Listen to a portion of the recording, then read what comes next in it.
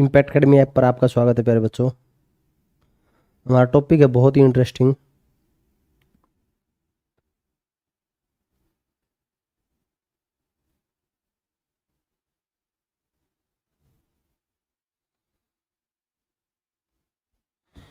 Disease में हमने देखो जो पिछली क्लास के अंदर हमने पढ़े थे और आल जो बैक्टीरिया से होने वाले रोग हैं और हमारे जितने भी विषाणु से वायरस से होने वाले रोग हैं, जितने हमारे प्रोटोजोआ से होने वाले रोग हैं, उनके बारे में हमने पढ़ा था। ठीक है, तो हम देखते हैं जो आज की जो क्लास होगी उसके अंदर हम कुछ रोगों की जो खासियत है, वहां से अलग अलग तरह के क्वेश्चन पूछे जाते हैं, वो सारा हमने इसके बारे में जानना है। तो हम देखते हैं 4-5 रोग ही ऐसे हैं जिनके बारे में कई बार डिटेल में से अलग अलग रूप से क्वेश्चन पूछ लिया जाता है। पहले नंबर पर हम बात करेंगे एड्स की। किसकी बात करेंगे? एड्स की। एड्स है जो इसकी फुल फॉर्म है एक्वायर्ड एमिनो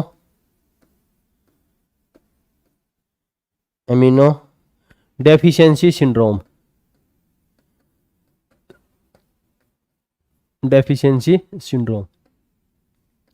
ये इसका पूरा नाम है। देखो प्यारे बच्चों, एक्वायर्ड एमिनो डेफिशिएंसी सिंड्रोम। तो हम देखते हैं जो एक्वायर्ड एमिनो डेफिशिएंसी सिंड्रोम है, तो यहां से कई प्रकार के क्वेश्चन पूछे जाते हैं।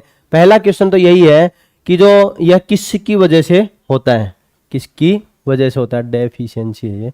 ठीक है, किसकी वजह से होता है, तो ये बात आपको ध्यान होनी चाहिए। किसकी वजह से होता है? ये HIV विषाणु के कारण होता है। ये HIV विषाणु के कारण होता है। ठीक है, विषाणु के कारण होता है। जो HIV विषाणु होता है, जो HIV विषाणु, ये जो हमारा HIV है, इसकी फुल फॉर्म है ह्यूमन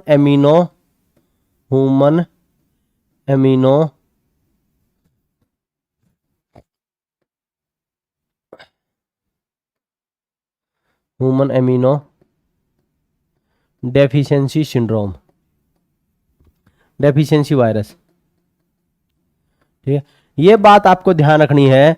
कई बार बच्चों का ये रहता है कि ह्यूमन एमिनो वायरस ऐसे पेपर में पूछ लिया जाता है HIV, तो ए ऑप्शन में मिलता है ह्यूमन एमिनो वायरस। बच्चा ये सोचता है ये यही तो ठीक है मेरा, बस ये, और इस रूप से गलत कर देता है। तो ह्यूमन एमिनो डेफिशिएंसी वायरस इसकी फुल फॉर्म है। तो हम देखेंगे जो ह्यूमन एमिनो वायरस है, HIV है, इसका आनुवांशिक पदार्थ RNA होता है। इसका आनुवांशिक पदार्थ क्या होता है? RNA। आनुवांशिक पदार्थ का मतलब क्या है? Genetic substance. जो जेनेटिक सब्सटेंस है वो क्या रहता है? जेनेटिक सब्सटेंस वो RNA होता है। सब्सटेंस क्या होता है? RNA होता है। इसका आनुवांशिक पदार्थ क्या होता है? RNA होता है। ठीक है, तो हम देखते हैं जो RNA है, आनुवांशिक पदार्थ, जेनेटिक सब्सटेंस, तो इसलिए इसको क्या बोलते हैं? रेट्रोवायरस बोलते हैं। मतलब जिस भी विषाणु का आनुवांशिक पदार्थ RNA हो, वही क्या कहलाता है? रेट्रोवायरस कहलाता है। ये बात आपको ध्यान रखनी, इसलिए इसे रेट्रोवायरस कहते हैं।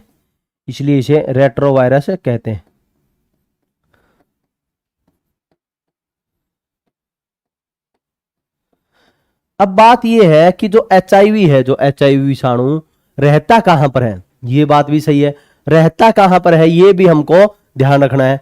ये मानो के देखो HIV है, ये इसका पैलेस कहां है, स्थान कहां है, रहता कहां है, घर कहां बना रखा है इसने। ठीक है, मतलब कहां रहता है? यह मानो के लिम्फ नोड में रहता है। कहां रहता है प्यारे बच्चों? मानो के लिम्फ नोड में। यह मानो के लिम्फ नोड में रहता है। जो हड्डियों के जोड़ होते हैं वहां पर लिम्फ नोड पाया जाता है। ठीक है, लिम्फ नोड है, एक अंग है ये। ठीक है, कभी ये सोचो कुछ और पाया जाता है, कुछ खास है। लिम्फ नोड, यह लिम्फ नोड में रहता है। और लिम्फ नोड में रहेगा तो क्या होगा? यह WBC को प्रभावित करता है। लिम्फ नोड में रहेगा, और लिम्फ नोड में रहेगा WBC मीन्स क्या है? यह मुख्य रूप से जब यह WBC को अपना भोजन बनाना शुरू कर देता है, और जो मानव शरीर के अंदर जो एंटीबॉडी बनाती है TL पर, और लिम्फोसाइट बनाती है, B लिम्फोसाइट होती है, वो दोनों के दोनों है, वो एंटीबॉडी बनाने का काम करती है, उन पर प्रभाव पड़ना शुरू हो जाता है। ठीक है, तो देखो ये मानव के लिम्फ नोड में रहता है, और वहां WBC, वहां वहां WBC का निर्माण होता है, सभी को पता है WBC का भी निर्माण होता है, निर्माण होता है। इसलिए WBC पर प्रभाव पड़ता है। किस पर प्रभाव पड़ता है? इसलिए WBC पर प्रभाव पड़ता है, इसलिए WBC पर प्रभाव पड़ता है।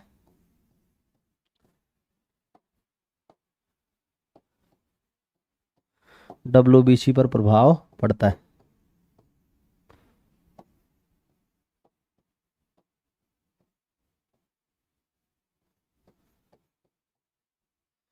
WBC पर प्रभाव पड़ता है, ठीक है। तो मानव के कहाँ रहता है? लिम्फ नोड में रहता है, ये सभी को ज्ञात होना चाहिए। मानव के लिम्फ नोड में रहेगा, वहां क्या बनाएगा? वहां WBC का निर्माण करेगा, इसलिए WBC पर प्रभाव पड़ेगा। इसलिए क्या होगा? WBC पर प्रभाव पड़ता है, इसलिए WBC पर प्रभाव पड़ता है।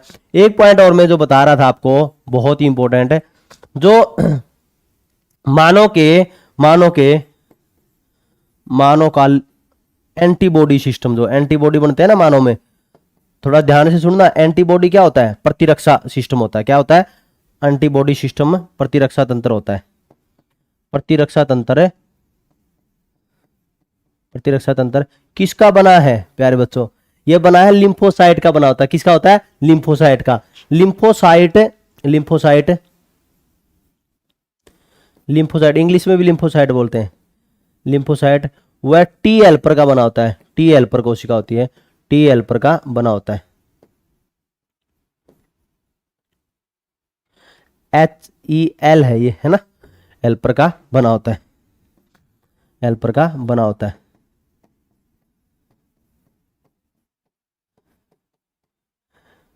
HIV प्रतिरक्षा तंत्र को कमजोर कर देता है, प्रतिरक्षा तंत्र कमजोर कर देगा,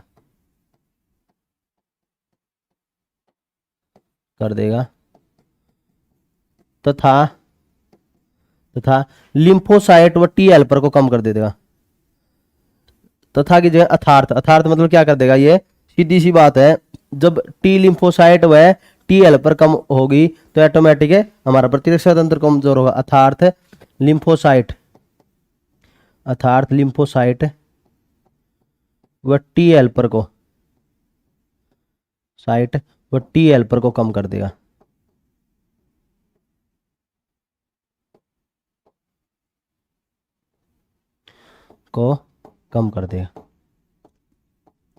देखो प्यारे बच्चों, कुछ चीजें लिखनी भी नहीं होती, समझनी होती है।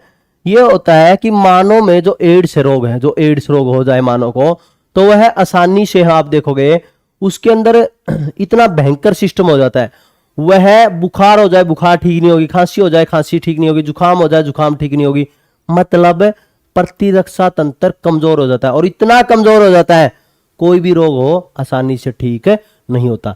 इसी वजह से जो हम इसको ये बोलते हैं कई बार एड्स के रोगियों के बारे में, कि व्यक्ति एड्स की वजह से नहीं मरता, अन्य बीमारियों की वजह से मर जाता है। क्या ये सत्य है? ये सत्य है, बिल्कुल है। एड्स है जो HIV विषाणु इतना भयंकर है, मानव के लिम्फ नोड में रहेगा और WBC को तहस नहस कर देगा। मानव का प्रतिरक्षा तंत्र इतना कमजोर हो जाता है, उसको कोई भी रोग हो जाए वो आसानी से ठीक नहीं होता। ठीक है, एक हमने ये पॉइंट पढ़ा, ये HIV विषाणु के कारण होता है। और HIV की फुल फॉर्म क्या है? Human immuno deficiency virus. और इनका आनुवांशिक पदार्थ, जो HIV वायरस है उसका आनुवांशिक पदार्थ क्या होता है? RNA। इसलिए इसको क्या बोलते हैं? रेट्रो वायरस बोलते हैं। ये कहाँ रहेगा? WBC में, ये लिम्फ नोड में रहेगा। और WBC जहां WBC का निर्माण करता है, जहां WBC का निर्माण होता है, इसलिए WBC पर प्रभाव पड़ता है। क्यों? क्योंकि यह WBC को अपना भोजन बनाता है। क्या बनाता है? WBC को विषाणु, HIV विषाणु, यहां लिख देता हूं मैं, HIV विषाणु WBC को भोजन बनाता है, WBC को भोजन बनाता है। तो भोजन बनाएगा, सिंपल सी बात है, तो नॉर्मल सी बात है, ये प्रभाव पड़ेगा, नॉर्मल सी बात है ये। ठीक है, तो ये और मानव का एंटीबॉडी सिस्टम बहुत ही कमजोर हो जाता है। ठीक है, तो हम बात करेंगे जो आगे, प्यारे बच्चों जो आगे बात करते हैं, देखो जो RNA है, जो RNA से जो जब RNA होगा ये मानव पर प्रभाव नहीं डालता। अरे ये क्या बात है? मतलब जब विषाणु का आनुवांशिक पदार्थ RNA है तो वो मानव पर प्रभाव नहीं डालता। यह डीएनए में बदलता है तभी प्रभाव पड़ता है। डीएनए में बदलने का कार्य कौन करता है? रिवर्स ट्रांसक्रिप्टेज एंजाइम करता है। कौन करता है? Reverse transcriptase enzyme. ये बात आपको ध्यान रखनी है प्यारे बच्चों, रिवर्स ट्रांसक्रिप्टेज एंजाइम इस पर काम करता है। ठीक है, रिवर्स ट्रांसक्रिप्टेज एंजाइम, इसको लिख देता हूं मैं हिंदी में भी। मतलब है आरएनए है जो आरएनए, एचआईवी का आरएनए वो किस में बदल जाता है? एचआईवी का आरएनए वो डीएनए में बदल जाएगा, और इसको बदलने का कार्य कौन करेगा? रिवर्स ट्रांसक्रिप्टेज एंजाइम की एक प्रक्रिया होती है, उस प्रक्रिया की प्रक्रिया से, एंजाइम की प्रक्रिया, एंजाइम प्रक्रिया एक प्रक्रिया होती है, उससे क्या इसमें बदल जाता है? ये डीएनए में बदल जाता है। और इसकी वजह से आप देखो आरएनए से डीएनए में बदलेगा तभी मानव पर प्रभाव पड़ता है। जब डीएनए में बदल जाएगा तभी प्रभाव पड़ेगा, डीएनए में बदल जाएगा तभी प्रभाव पड़ेगा, तभी प्रभाव पड़ेगा। ठीक है, लिख देता हूं मैं, मानव पर तभी प्रभाव पड़ेगा। ठीक है, मानव पर तभी प्रभाव पड़ेगा। कब है? जब आरएनए से वो डीएनए में बदल जाता है। ठीक है, फिर उसके बाद हम बात करेंगे प्यारे बच्चों।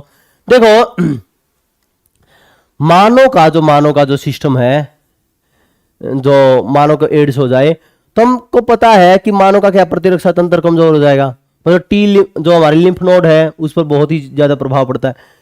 अब ये देखो, इसका मतलब है जो एड्स है बहुत ही भयंकर रोग है, तो मानव के रक्त पर भी, मानव के रक्त में भी आ जाएगा। ये नॉर्मल सी बात है, क्योंकि ये आप देखो ये स्थानांतरण कैसे होता है? जो स्थानांतरण इसका एड्स का कैसे होता है? रक्त से होता है ना, रक्त से भी होता है, और किससे होता है स्थानांतरण? ट्रांसमिशन की बात करें, ट्रांसमिशन की बात करें किससे होता है? ये ट्रांसमिशन है। पहले नंबर पर हम बात करें जो सबसे ज्यादा जो एड्स फैला वो किससे फैला है? सबसे ज्यादा वो फैला है असुरक्षित लैंगिक संबंध से, असुरक्षित लैंगिक संबंध से फैला है, असुरक्षित लैंगिक संबंध से, लैंगिक संबंध से। ठीक है, और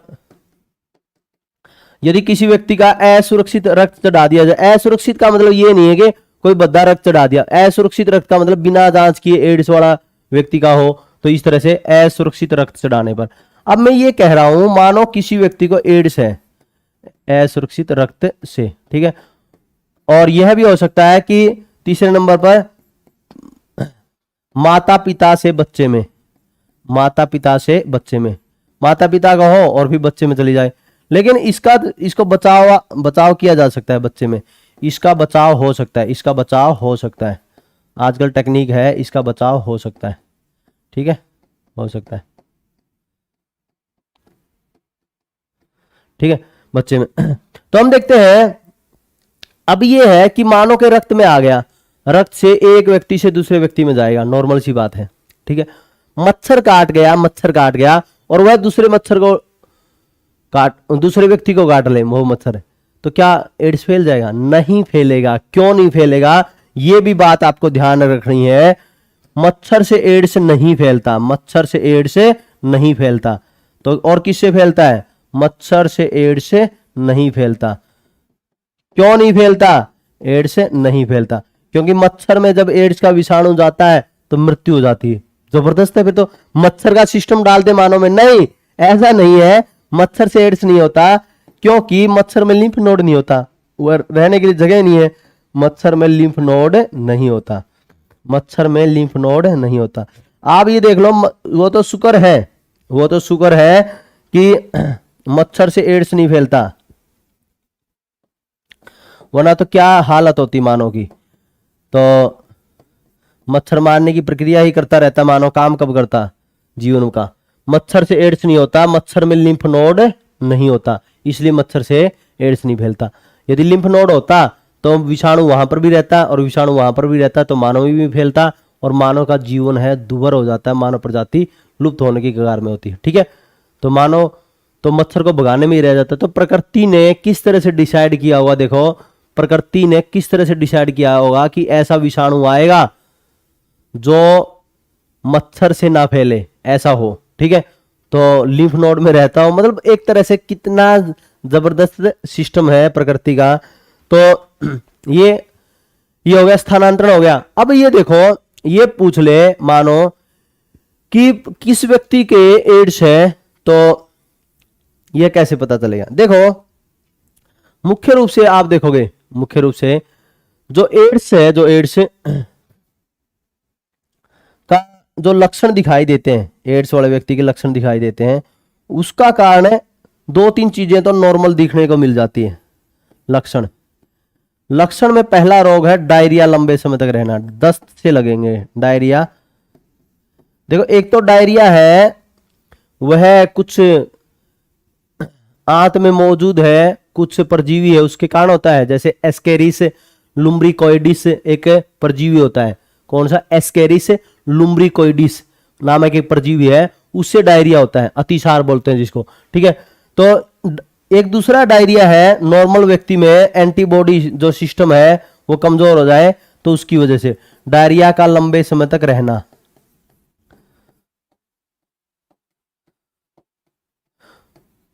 वजन का तेजी से कम होना, वजन है तेजी से कम होगा, मतलब आसानी से आप देखोगे शरीर में भार में तेजी से कमी आएगी, रात्रि को पसीना आएगा, ठीक है, ये लक्षण है, ठीक है। मतलब दूसरा पॉइंट बता दिया मैंने, रात्रि को पसीना आना। रात्रि को पसीना गर्मी होती ना तब भी आ जाता है, कभी आज पसीना सा आ जाएगा कि क्या दिक्कत है, रात्रि को पसीना आना, पसीना आना। और तीसरे नंबर पर जो मैंने सबसे इंपॉर्टेंट पॉइंट बताया वो है बहुत ही ज्यादा जो देखने को लक्षण मिलते हैं, शरीर के भार में कमी आना, शरीर के भार में बिल्कुल कमजोर स्लिम ड्रीम व्यक्ति हो जाता है, शरीर के भार में कमी, शरीर के भार में कमी। किसी को पतला होना हो, किसी को बहुत ही ज्यादा पतला होना हो तो स्लिम डिजीज रोग हो जाए तो वो अच्छा रहता है उसके लिए। स्लिम शरीर के भार में कमी, स्लिम डिजीज रोग कहते हैं इसलिए इसको। वैसे कह रहा हूं कभी कहा कि वजन कम करना है स्लिम डिजीज रोग कह दें, करवा लें, नहीं करवाना है, ठीक है। शरीर के भार में कमी स्लिम डिजीज कहते हैं, इसको क्या बोलते हैं? इसके शरीर में भार में बहुत ही तेजी से कमी आती है और इसकी वजह से भार में कमी आ जाती है, ठीक है। और फिर हम देखते हैं किसी बीमारी का लंबे समय तक रहना, कोई बीमारी आसानी से ठीक नहीं होगी तो उसका भी लंबे समय तक रहना, ठीक है। चौथे नंबर पर है किसी बीमारी का लंबे समय तक रहना, कोई भी खांसी होगी, खांसी ठीक नहीं होगी, बुखार है, बुखार ठीक नहीं होगा, किसी बीमारी का लंबे समय तक रहना, लंबे समय तक रहना। पांचवा पॉइंट एक आखिरी पॉइंट है वो है स्प्लीन, प्लीहा। प्लीहा आपने सुना है, प्लीहा, प्लीहा का आकार बड़ा होना। पांचवा है प्लीहा का आकार बड़ा होना। प्लीहा मीन्स क्या? स्प्लीन, स्प्लीन का आकार बड़ा होना, का आकार बड़ा होना,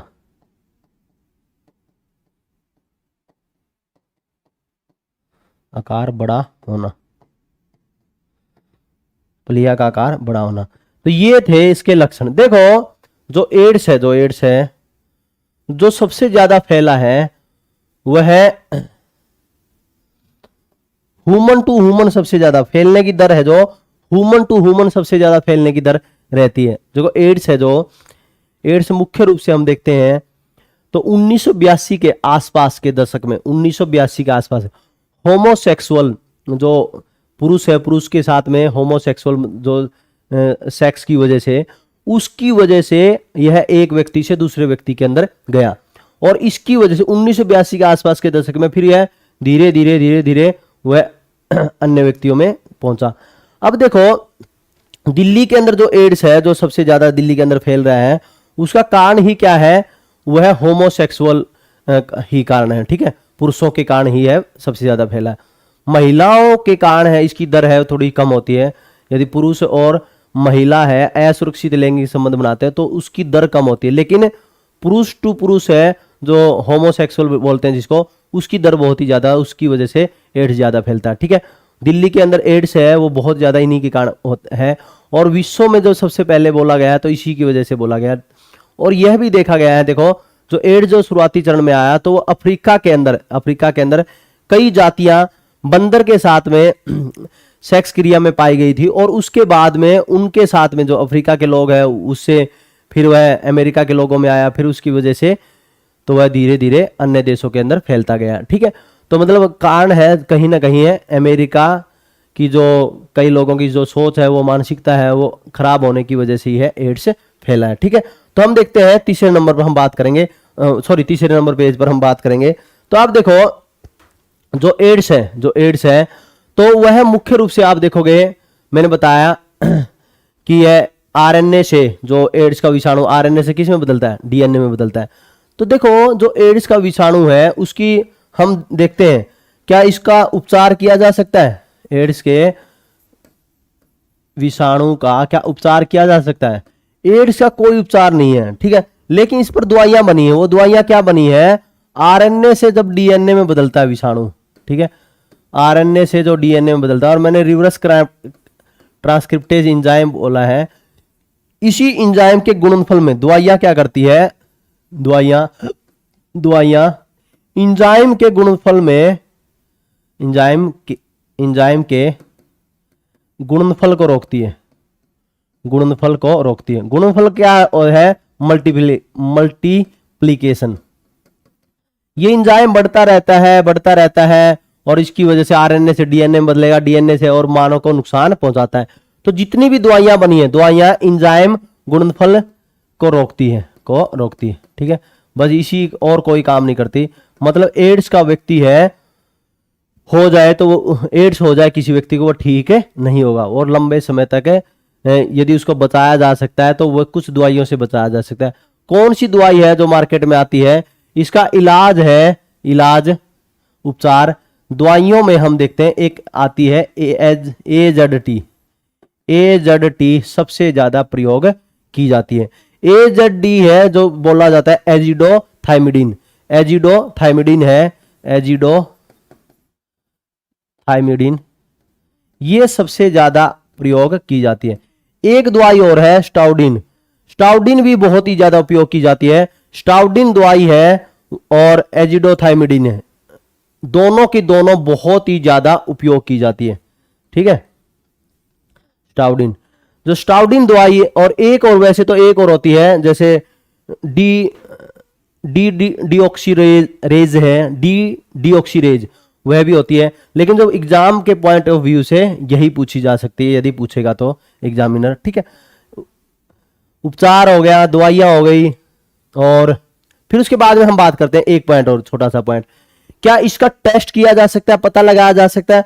हाँ, इसका टेस्ट है, दो प्रसिद्ध टेस्ट है, वैसे तो कई टेस्ट है, लेकिन इसका प्रसिद्ध टेस्ट है, जो प्रसिद्ध टेस्ट है वो टेस्ट बोला जाता है एलिसा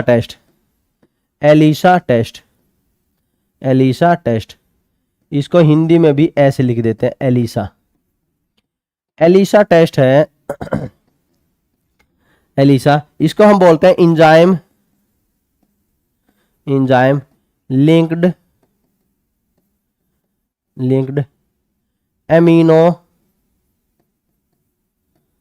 एमिनो सोर्बेंट एसे, ठीक है प्यारे बच्चों। एक और होता है वेस्टर्न ब्लॉट टेस्ट, एक और क्या होता है, वेस्टर्न ब्लॉट। दो टेस्ट ही पेपर में पूछे जाते हैं, पहले नंबर पर तो क्या पूछा जाता है ये, और दूसरे नंबर पर पूछा जाता है वेस्टर्न ब्लॉट टेस्ट।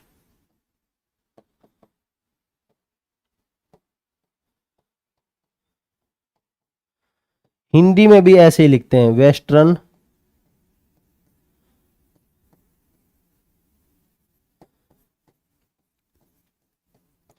इससे क्या करते हैं, इससे व्यक्ति के प्रोटीन की जांच करते हैं, इससे प्रोटीन की जांच की जाती है। प्रोटीन पर क्या इफेक्ट पड़ा है उससे पता लगाया जा सकता है, इससे प्रोटीन की जांच की जाती है।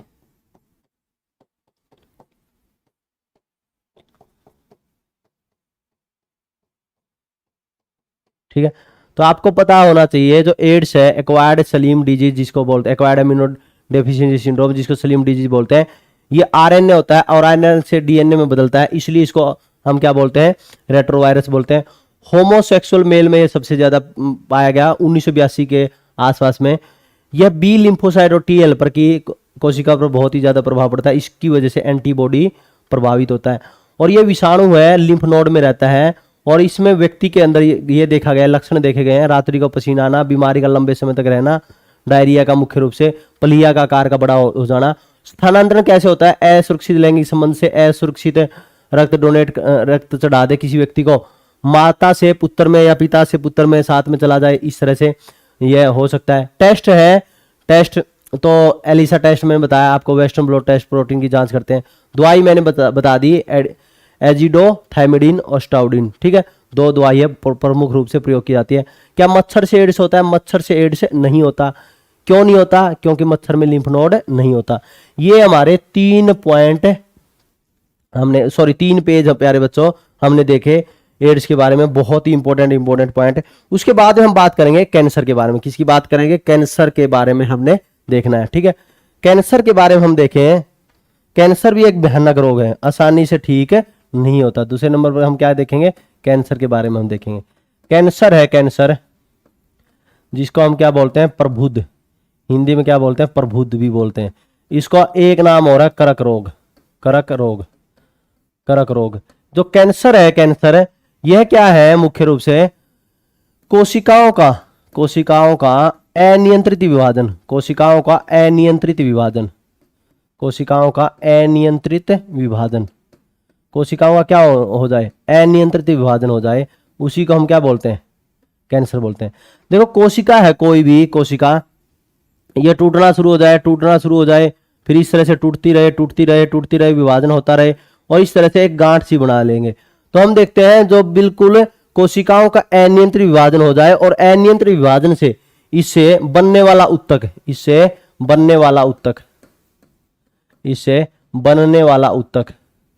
उत्तक मतलब क्या है?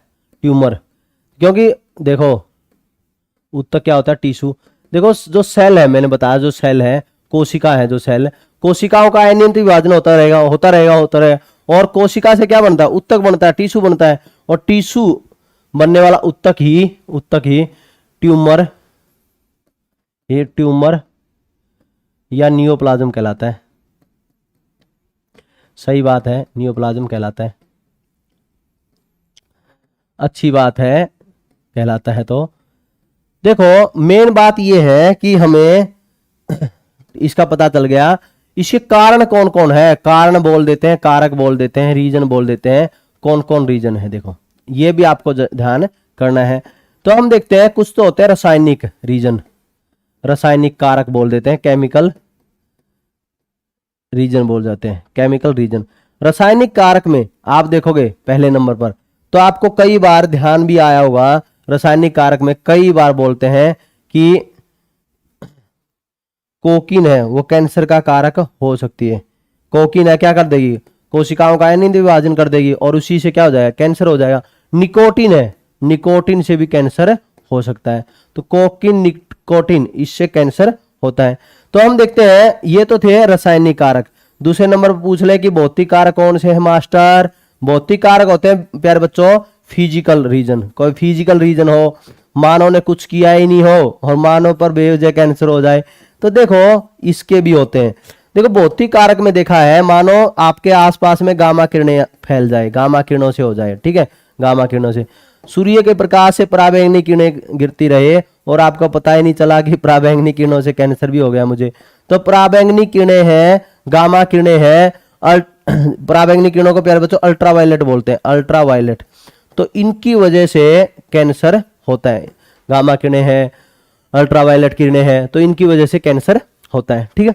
फिर उसके बाद में हम बात करेंगे क्या कुछ और भी होता है। देखो एक बार हरियाणा स्टाफ सिलेक्शन कमीशन ने भी और स्टाफ सिलेक्शन कमीशन ने भी और कई जगह एक क्वेश्चन पूछा गया, बहुत ही ज्यादा, मतलब एयरफोर्स, आर्मी, कई जगह पर यह क्वेश्चन आजकल पूछा जा रहा है। क्यों पूछा जा रहा है? एक नई शोध हुई थी, नोबेल पुरस्कार भी उसमें दिया गया था। तो कुछ वायरस होते हैं, विषाणु, मतलब वायरस से भी, विषाणु से, मतलब आर्मी, एयरफोर्स, ये इनमें भी ये क्वेश्चन कई बार आ चुका है। तो आपको ये ध्यान रखना है कि जो विषाणु है हरियाणा स्टाफ सिलेक्शन कमीशन में तो बिल्कुल अभी आया था, बिल्कुल रीजन मैंने देखा, बिल्कुल एक एग्जाम था अभी हाल ही में हुआ था, उसके अंदर भी पूछा गया था। स्टाफ सिलेक्शन कमीशन में भी देखा गया था और जो आर्मी वगैरह के अंदर है इस रूप से पूछा जाता है, सीडीएस वगैरह में भी पूछ लिया जाता है। तो कि निम्न में से कौन सा कारण कैंसर का नहीं है? तो जैसे एक दे दे निकोटीन दे दे और एक दे दे कोकिन, या इसमें पराबैंगनी किरणें दे दे, सी ऑप्शन में दे दे विषाणु, डी ऑप्शन में कुछ बैक्टीरिया वगैरह दे दे। बच्चा ये सोचेगा ये वायरस से जो होता ही नहीं है, यही तो आएगा आंसर। तो वायरस से होता है, कौन से वायरस है वो? ऐसे हरप जातियों के, हरप जातियां है, हरप जातियां, उनकी वजह से होता है, हरप जातियों के कारण, हरप जातियों के कारण। क्या होती है मास्टर? ये हरप स्पीसीज होती है, जातियां होती है, वायरस होते हैं इनके बहुत सारे, और उनकी वजह से यदि मानो इनके संपर्क में आ जाए तो कोशिकाओं का विभाजन होता रहेगा और कैंसर हो जाएगा। ठीक है, कभी ये सोचो कि मतलब बच को ही नहीं सकता। और किससे होता है मास्टर? देखो प्यारे बच्चों, कई लोगों ने देखा कि आगे मैं तो बीड़ी भी नहीं लेता, मैं तो ये भी नहीं लेता, मैं तो ये भी नहीं लेता, फिर की भी मुझे से हो गया है। देखो क्या रहता है, कई बार कुछ आनुवंशिक कारक भी होते हैं, आनुवंशिक जेनेटिक्स, आनुवंशिक कारक भी होते हैं, मतलब जेनेटिक्स भी होता है कुछ, कई व्यक्तियों के पीढ़ी दर पीढ़ी भी ऐसा हो सकता है। ठीक है, आनुवंशिक कारक भी है, लेकिन इस पर शोध चल रहा है, इस पर शोध है, अभी इस पर शोध जारी है, और भी अच्छी तरह से शोध होगा, शोध जारी है। ठीक है, जो सबसे ज्यादा कैंसर किसकी वजह से होता है मास्टर जी? देखो जो सबसे ज्यादा कैंसर जो भारत में देखा गया है, भारत में जो देखा गया है और विश्व में भी हम देखें तो तंबाकू से सबसे ज्यादा कैंसर होता है, तंबाकू से, पुरुषों में सबसे ज्यादा तंबाकू से मिलता है। हम देखते हैं कार्सिनोजन पदार्थ, जो कार्सिनोजन पदार्थ, इसकी वजह से भी बहुत ज्यादा कैंसर होता है। क्या होते हैं कार्सिनोजन पदार्थ? देखो कार्सिनोजन पदार्थ, जैसे आप देखो, ई पॉइंट लिख देता हूं मैं, ई पॉइंट, कार्सी सी आ रही है, नोजन सब्सटेंस,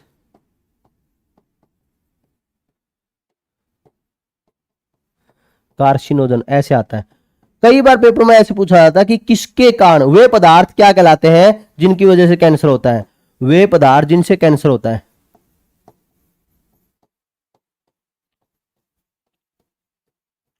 जिनसे कैंसर होता है। आप ये कहोगे ये पदार्थ भी होते हैं क्या मास्टर जी जिससे कैंसर होता है? देखो प्यारे बच्चों, क्या रहता है, एग्जाम्पल से देखें, तला हुआ तेल, लंबे समय तक कोई तेल है वो तलता है, तला हुआ तेल, उससे भी कैंसर होता है। और बेंजीन,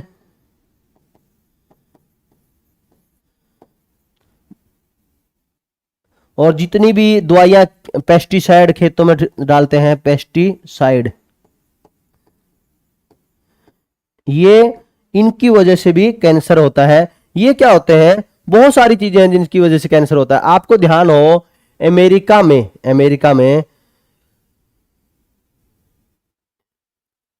एक ये बेबी पाउडर आता है जो, और इस बेबी पाउडर की वजह से भी कैंसर देखा गया। तो अमेरिका में और भारत के अंदर वो चल रहा है पाउडर, कोई दिक्कत नहीं, भारत में बैन ही नहीं हुआ, अमेरिका ने बैन कर दिया।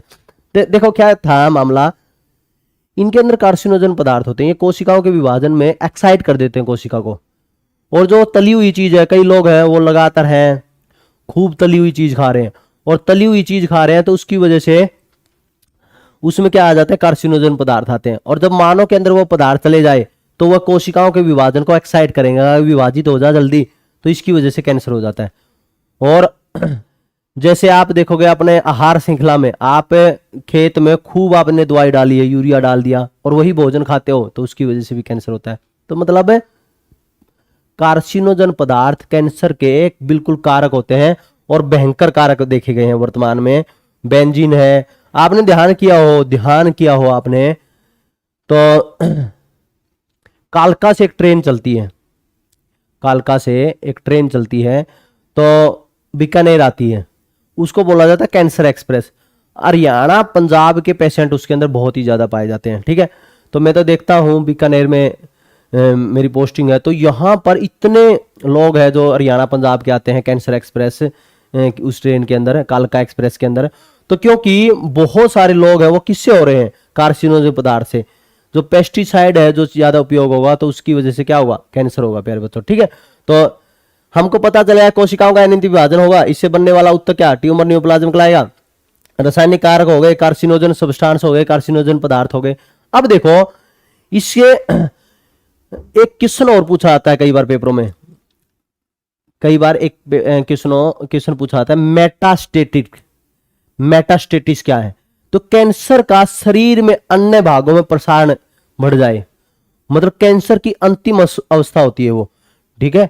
और इसकी यह इतनी भयंकर अवस्था होती है, देखो एक डॉक्टर ये बोलता है, कभी आप किसी व्यक्ति के साथ में जाओ और कैंसर वाला हो, कहा कि भाई साहब मेटास्टेटिक स्टेज आ गई है। कहा कि मेटास्टेटिक स्टेज क्या है? कहा कि यह ऐसी स्टेज है कि यह अंतिम स्टेज है। ये क्या है? अंतिम स्टेज है, मेटास्टेटिक स्टेज है।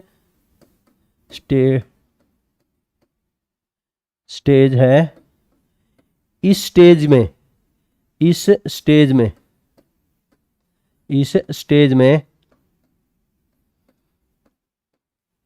शरीर में एंटीबॉडी का निर्माण नहीं होता, शरीर में एंटीबॉडी का निर्माण नहीं होता।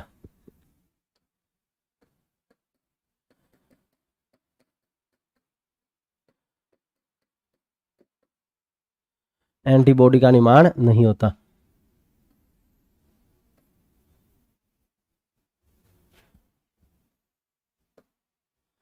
एंटीबॉडी का निर्माण नहीं होता।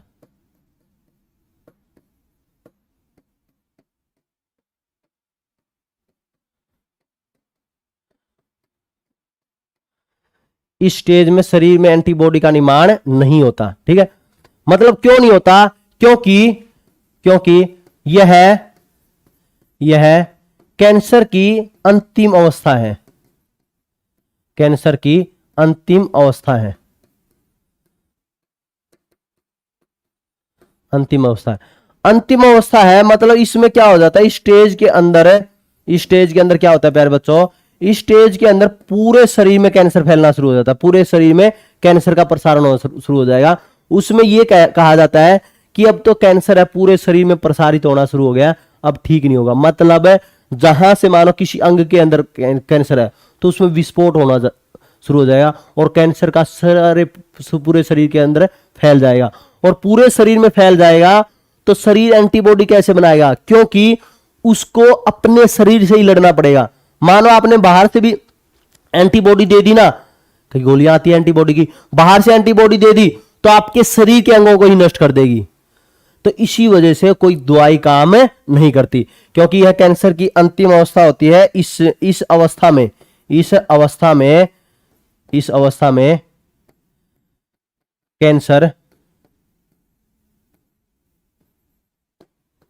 कैंसर पूरे शरीर में फैलता है,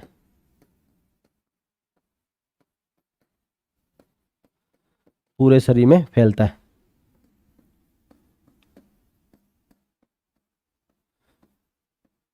ठीक है, अंतिम अवस्था है। पेपर में कैसा पूछा जाएगा? पेपर में ये पूछा जाएगा कि कैंसर की अंतिम अवस्था क्या कहलाती है? मेटास्टेसिस कहलाती है, ठीक है। फिर उसके बाद में हम देखें लक्षण क्या है इसका। लक्षण है बिल्कुल सिंपल है इसके, तिल का रंग बदल जाएगा। पहला, तिल का रंग बदलना, जो मोल होता है, तिल होता है, उसका रंग बदल जाएगा।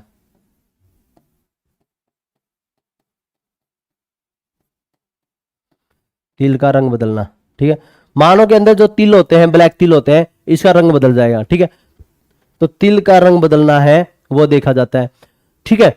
और हम देखते हैं मुख्य रूप से देखा गया है भूख तेजी से लगेगी लेकिन भार कम हो जाएगा। कई जैसे आप देखो एड्स में तो क्या भूख नहीं लगती, भार कम होता है, लेकिन इसमें भूख तेजी से लगेगी और लेकिन भार तेजी से कम होगा, ठीक है। दूसरे नंबर पर हम देखें भूख का तेजी से लगना, भूख का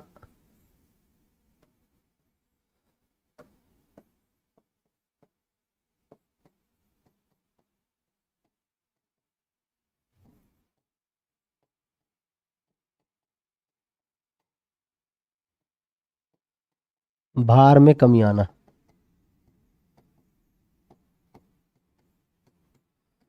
भूख का तेजी से लगना, भार में कमी आना, ठीक है। तीसरे नंबर पर हम देखेंगे, तीसरे नंबर पर बहुत ही इंपॉर्टेंट पॉइंट है। तो इसके अंदर जो लक्षण देखा गया है, कोई भी रोग है, वो कोई भी रोग है वो आसानी से ठीक नहीं होगा। किसी घाव लग जाए, कोई घाव ठीक नहीं होगा, किसी घाव का आसानी से ठीक ना होना, किसी घाव का तेज आसानी से ठीक ना होना।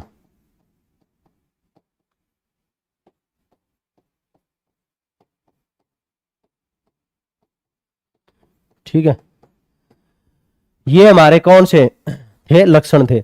अब देखो लक्षण हो गया, पता चल गया भाई किसके कारण से होता है। अब हम देखें इसका उपचार, क्या इसका उपचार किया जा सकता है क्या, ये देखेंगे हम। क्या इसको परमानेंटली है वो ठीक कर सकते हैं, इसका टेस्ट कैसे करेंगे भी किसी को व्यक्ति को कैंसर है।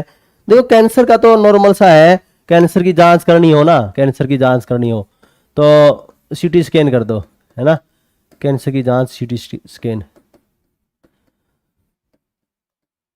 आपको ध्यान हो कोरोना काल में सीटी स्कैन की बात आ गई थी, बस सीटी स्कैन से कोरोना टेस्ट करवा लो। और एक डॉक्टर ने ये कह दिया, कहाँ सीटी स्कैन करवा रहे हो, सीटी स्कैन तो यदि आप 80 एक्सरे करवाते हो, 70 एक्सरे, कुछ इस तरह से बताया उसने, कहा कि उसके बराबर एक सीटी स्कैन है, कैंसर हो जाएगा आपको। तो फिर उस डॉक्टर ने माफी मांगनी पड़ी, क्योंकि कई लोगों ने उसका विरोध करना शुरू कर दिया। डॉक्टरों ने कहा कि ये तो हमारी दुकान बंद करवा देगा, इतनी सत्य नहीं बोलनी है, ठीक है। तो डॉक्टरों ने ही, डॉक्टर थे वो, डॉक्टरों ने ही उसका विरोध करना शुरू कर दिया। तो सीटी स्कैन है, तो सीटी स्कैन के अंदर जो किरणें छोड़ी जाती है वो भी घातक होती है, और इसकी वजह से भी कैंसर हो सकता है, और कैंसर की जांच भी यही करता है, ठीक है। तो इस रूप से पता होना चाहिए हमको। फिर उसका इलाज है, हमको कैंसर की जांच का पता चल गया, इलाज कैसे करेंगे। देखो इलाज है, इलाज कीमोथेरेपी करते हैं फर्स्ट स्टेज में, कीमोथेरेपी करते हैं फर्स्ट स्टेज के अंदर है, क्या करेंगे, कीमोथेरेपी करेंगे फर्स्ट स्टेज में। और एक आपने रेडियोथेरेपी सुना हुआ, सेक लगाते हैं, रेडियोथेरेपी सेक लगा देंगे, रेडियोथेरेपी में क्या करेंगे, सेक लगाएंगे। एक आपने सुना हुआ सर्जरी कर दें, थर्ड स्टेज में कोई ऐसा हो, थर्ड स्टेज में पहुंच गया है, उस अंग को ही काट देंगे, थर्ड स्टेज में क्या कर देंगे, सर्जरी कर देंगे। मानो किसी व्यक्ति का हाथ में कैंसर है और वो फैलता जा रहा है, थर्ड स्टेज में पहुंच गया है और वो अब तेजी से फैलने वाला है, उसके हाथ को ही काट दे, सर्जरी कर दे। गुर्दे के अंदर गुर्दा ही काट दिया, ठीक है, किसी अंग में है वो अंग ही काट दिया, वही क्या होती है हमारी सर्जरी कहलाती है, ठीक है।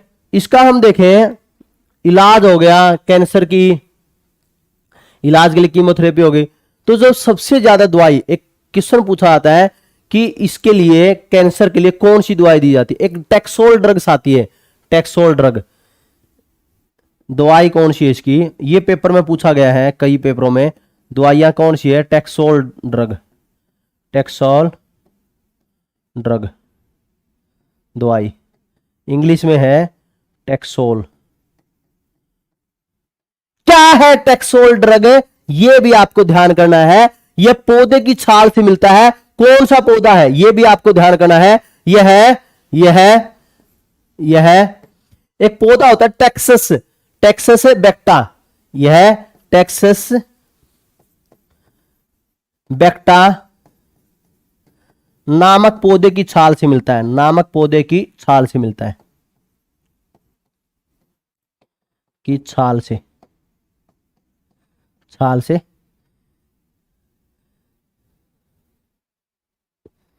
यह दवाई ऐसे लिखना है, यह दवाई,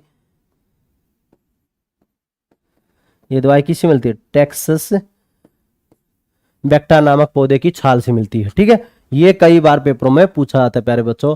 ये था हमारा कैंसर की जांच, इलाज, दवाइयां, ये आपको सभी को देखना है, ठीक है। फिर उसके बाद में हम देखेंगे, इसके बाद में हमें देखें कि हम देखें कि महिलाओं के अंदर, जो महिलाओं के अंदर है वो सबसे ज्यादा कौन सा कैंसर देखा जाता है। महिलाओं में जो कैंसर की बात की जाती है, स्तन कैंसर, 45 वर्ष के बाद महिलाओं में सबसे ज्यादा, 45 वर्ष के बाद महिलाओं में कौन सा कैंसर देखा गया, स्तन कैंसर देखा गया, महिलाओं में स्तन कैंसर, स्तन कैंसर, ठीक है। और पुरुषों में सबसे ज्यादा कौन सा कैंसर देखा गया, मुंह का कैंसर, फेफड़ों का कैंसर, पुरुषों में सबसे ज्यादा, पुरुषों में फेफड़ों व मुंह का कैंसर सबसे ज्यादा, वह मुंह का कैंसर सबसे ज्यादा, मुंह का कैंसर सबसे ज्यादा।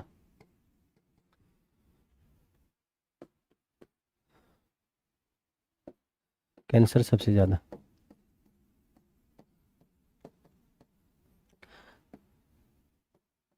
देखो महिलाओं में जो स्तन कैंसर है तो उसमें स्तन को ही काट दिया जाता है और मतलब सर्जरी से इलाज किया जाता है, मोस्टली देखा गया है। वरना तो ये होता है कि ड्रग्स पिला दो, ड्रग्स जो टैक्सोल ड्रग्स है ये पिला दो, वो उसी को हम क्या बोलते हैं, कीमोथेरेपी बोलते हैं। क्या बोलते हैं? कीमोथेरेपी बोलते हैं। ठीक है। और कैंसर का जो मुख्य कारक है पुरुषों में देखा गया है, वो पुरुषों के अंदर धूम्रपान देखा गया है। क्या देखा गया? धूम्रपान सबसे ज्यादा, पुरुषों में धूम्रपान की वजह से सबसे ज्यादा मिलता है। ठीक है। फिर उसके बाद में हम बात करेंगे, छोटा सा 1 पॉइंट 2 पॉइंट है जो हम देखते हैं। एक अतिसार रोग होता है, अतिसार, अतिसार रोग, जिसको हम बोलते हैं डायरिया। क्या बोलते हैं? डायरिया भी बोलते हैं इसको। क्या बोलते हैं? डायरिया भी बोलते हैं। डायरिया है ये किसके कारण होता है? डायरिया किसके कारण है? इसमें दस्त लगते हैं व्यक्ति को, दस्त लगेंगे और आंत में, आंत में, आंत में, आंत में कौन सा रहता है? इस एक रहता है एस्केरिस। क्या रहता है? एस्केरिस नामक एक प्रोटोजोआ रहता है, क्या परजीवी रहता है, अंतः परजीवी बोलते हैं उसको। ठीक है। तो एस्केरिस लुम्ब्री को, लुम्ब्री कोइडिस बोलते हैं, लुम्ब्री कोइडिस बोलते हैं। ठीक है। क्या बोलते हैं? एस्केरिस लुम्ब्री, लुम्ब्री कोइडिस बोलते हैं। कोइडिस है ये, क्या है? एक परजीवी है, लुम्ब्री कोइडिस नामक, नामक अतः परजीवी। किसके नाम से? परजीवी मतलब प्रोटोजोआ। ठीक है। अंतः परजीवी मतलब प्रोटोजोआ, प्रोटोजोआ से। ये ध्यान करने की कोई जरूरत नहीं कि इसमें दस्त लगते हैं और कर, मतलब ज्यादा ज्यादा पूछा जाएगा तो क्या क्या पूछा जाएगा कि यह किस परजीवी से होता है। ठीक है। और प्रसारित किससे होता है? प्रसारित किससे होता है यह भी आपको ध्यान रखना है। प्रसारित होगा ये घरेलू मक्खी से। प्रसारित किससे होगा? घरेलू मक्खी से। आपको ध्यान रखना है, प्रसारित किससे होता है? घरेलू मक्खी से होता है, घरेलू मक्खी से। इससे क्या हो जाएगा? इससे इफेक्ट क्या पड़ता है? प्रभाव क्या पड़ता है? इससे प्रभाव पड़ेगा आंत में, आंत में घाव हो जाएगा, आंत में घाव हो जाएगा। और आंत में घाव होगा। और दूसरा जो ट्रिप्सिन, ट्रिप्सिन नामक प्रोटीन पर, ट्रिप्सिन नामक एंजाइम पर प्रभाव पड़ेगा। ट्रिप्सिन नामक एंजाइम नष्ट हो जाता है, ट्रिप्सिन नामक एंजाइम नष्ट हो जाता है, एंजाइम नष्ट हो जाता है, नष्ट हो जाता है। कौन सा एंजाइम सुना है आपने? सबसे पहले सुना था ये तो, ट्रिप्सिन नामक एंजाइम नष्ट हो जाता है जो प्रोटीन को, जो प्रोटीन के पाचन में मदद करता है, जो प्रोटीन के पाचन में मदद करता है, के पाचन में मदद करता है। ये बात ध्यान रखनी है। ठीक है। एक पॉइंट और देख लो आप, चौथे नंबर पर एक रोग और देख लो जो पूछा जा सकता है। हाथी पांव बोलते हैं इसको। क्या बोलते हैं? हाथी पांव, फाइलेरिया। चौथे नंबर पर एक और देख लो, फाइलेरिया। इसको क्या बोलते हैं हम? हाथी पांव।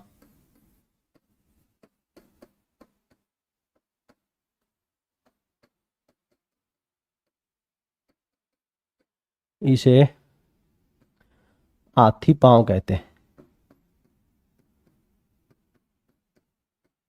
पांव रोग भी कहते हैं।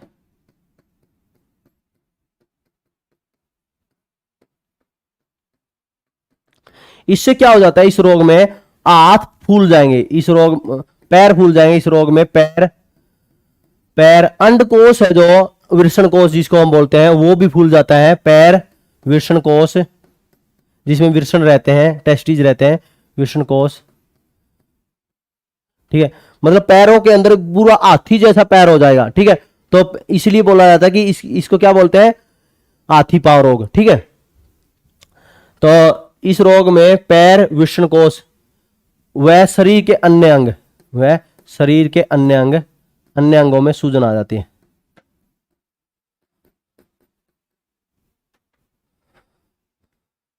आप इसको गूगल पे लिखना फाइलेरिया को, और कई स्ट्रक्चर आ जाएंगे बहुत ही ज्यादा हाथी पांव के, बहुत ही भारी पैर हो जाता है। ठीक है। कारण क्या है इसका? तो एक कृमि है, कृमि, वर्म, कीड़ा। वो कहां रहता है? मोस्टली हम देखते हैं मानव शरीर के अंदर भी इफेक्ट डालता है। और इसका संचारण जो क्यूलेक्स मच्छर के द्वारा, मानव के अंदर किससे होता है, क्यूलेक्स मच्छर डस ले और उसकी वजह से यह फैल जाता है। ठीक है, तो किससे, फाइलेरिया ब्रैंकोफटाई के कारण। ठीक है, फाइलेरिया, कारण क्या है इसका, फाइलेरिया रोग है, उसी के नाम पर है फाइलेरिया ब्रैंकोफेटाई।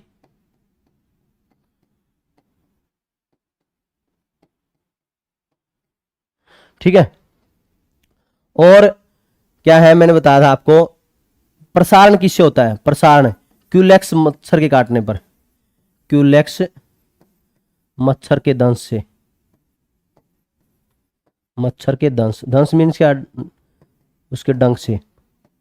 ठीक है, क्यूलेक्स मच्छर के दंश से। ठीक है, तो ये था प्यारे बच्चों फाइलेरिया। ठीक है, हमारे जो 4 डिजीज है ये बहुत इंपॉर्टेंट है और मैंने ये चारों के चारों आपको बता दिए। जो अगली क्लास जो हमारी होगी, हमारे डिजीज है कंप्लीट हो गए हैं। ठीक है, तो कुछ हमारे जो छोटे छोटे टॉपिक रहते हैं जैसे विटामिन आदि है वो हम अगली क्लास के अंदर देखेंगे। ठीक है, जो इसके, क्योंकि विटामिनों से भी कमी से रोग होते हैं ना, तो वो हमारे मतलब रोग हमारा मुख्य रूप से 3 क्लासों के अंदर कंप्लीट हो जाता है। फर्स्ट डिजीज, सेकंड डिजीज, तीसरे नंबर पर हम विटामिन, उसका हेडिंग है हम विटामिन ही डालेंगे। ठीक है,